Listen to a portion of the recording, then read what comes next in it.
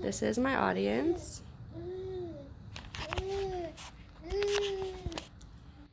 If you were told that you were part of a unit that patrols a few million acres, what would your reaction be? The U.S. Fish and Wildlife Services covers 19.64 million acres just within the Arctic National Wildlife Refuge located in Alaska.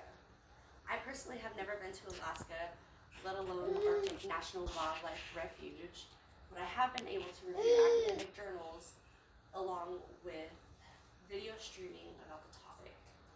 This is all significant because by obtaining knowledge about the issues that they face or the resources they are able to provide, we are able to make better educated decisions in order to further help preserve the biodiversities within that region as well.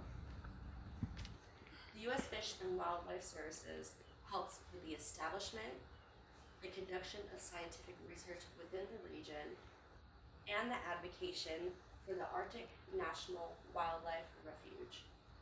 Let's first begin with a rundown of the Arctic National Wildlife Refuge. In 1960, President Eisenhower first enacted what was then known as the Arctic National Wildlife Range. It was later changed to what it is known today as the Arctic National Wildlife Refuge.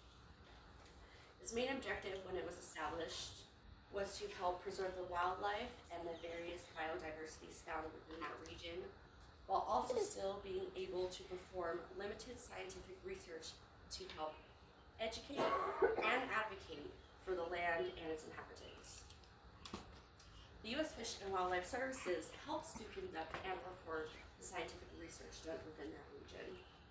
According to the Public Library of Science in 2015, there was a study conducted within the Arctic National Wildlife Refuge territory that focused on non-invasive testing and assessment on the correlation between diets, pregnancy rates, group compositions, and physiological and nutritional stress within the local caribou population. Another example of a study that was performed was conducted between 2000 and 2006 by Mary K. Reeves and colleagues, which examined over 9,000 metamorphic wood frogs in order to confirm whether a close-by construction site would be causing harmful effects to the environment and its inhabitants. This helped to bring to conclusion how the closeness of that construction of the road would be harmful to the natural environment. Again, the results of the research or information found helps the U.S. Fish and Wildlife Services to advocate and educate people about the Arctic National Wildlife Refuge. As stated previously, there was research conducted about the effects of a close proximity of a road being built.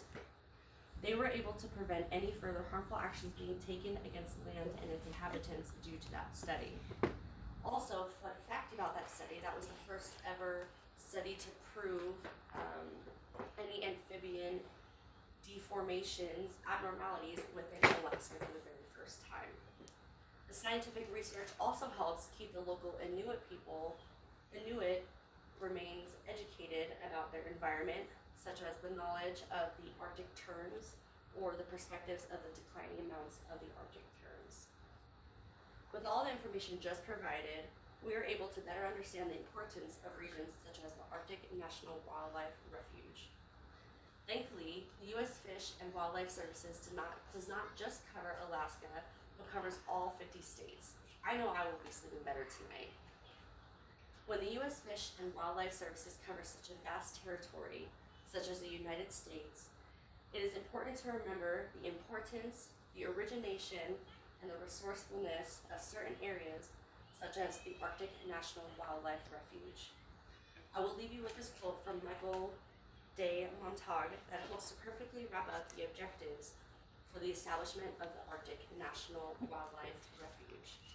He stated, "Let us give nature a change. She does her business better than we do." Thank you.